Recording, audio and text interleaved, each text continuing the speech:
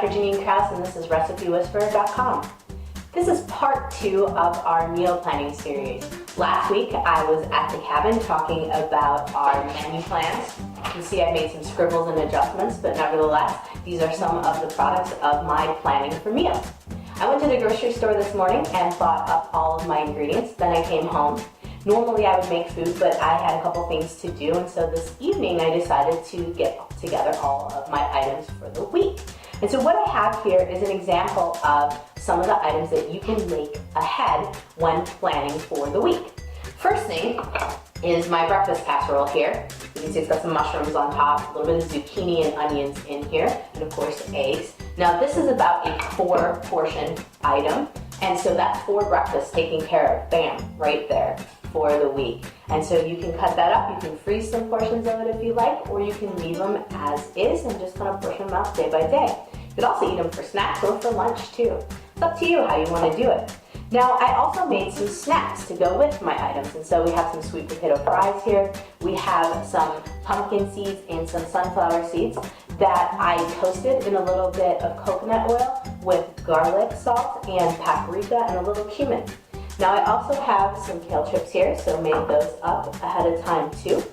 And then you can see some chicken. Doesn't look super appetizing because I didn't put it with the side. It's not aesthetically pleasing, but I have a barbecue cranberry sauce here, and I have a Dijon cranberry sauce here. Why cranberry? Well, I had some leftovers from last week. Last week was Thanksgiving, and I wanted to have something sweet to go with my sauce for the chicken. And so you can see these are pretty large chicken breasts, and so you could cut these in half depending on your appetite, and you could get about 6 or maybe even 8 meals out of this depending on, your appetite. Now I like to either serve them as is with a salad, or you can dice them up and make a little bit more of a diced chicken dish. You could do some sides such as my roasted Brussels sprouts that I did here, and you can put that with the chicken.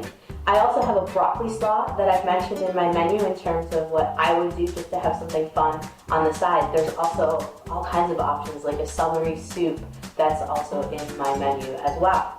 So that's the chicken. You can also take the chicken and put it into a crock pot if you have a crock pot at home. A lot of times I'll throw it in there, put all the breasts in there, put the broth in there, or I'll put water depending on what my thought is for the day, and just cook it up. Broth's always better, of course, it's good for your tummy. And because Thanksgiving was last week, I have tons of turkey broth. And so that's another option for just throwing those in there and making some meals for the week. Of course, when it's done, you can portion it out, freeze some if you like, and go from there. Now, I also have here the components to make a shepherd's pie.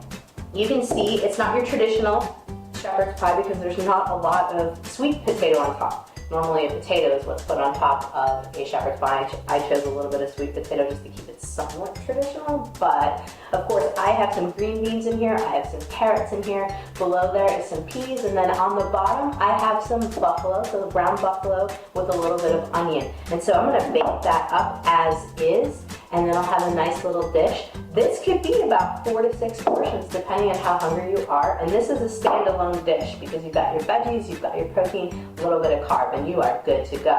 And so if we count this all up, we've got about 4 to 6 here, so let's just go with 4 saying you're extra hungry. And then we have another 4 here, so that's 8. And then this is 4 breakfasts. And so that's 12 meals that we've made right here. And technically, if you break these guys out, if you're a lady, you can break these out a little bit more, and you can end up with about 18 meals because 2 of these, and then if you break this out, the shepherd's pie out a little bit more, you could end up with 20 meals right here, all in about 2 hours. Technically, I'll say it's probably about 2.5 for me, but nevertheless, all of my meal planning ideas are right around that 2 hour to 2.5 hour in terms of baking everything up. I think of it as a small price to pay to be able to just not have to think so much during the week on your foods, and then that way you're not running to the fast food places and making mistakes in terms of food stuff. So nevertheless, this is part 2 of my meal planning, and I'm Dr. Janine Krause, and this is recipeWhisperer.com. Thanks for watching.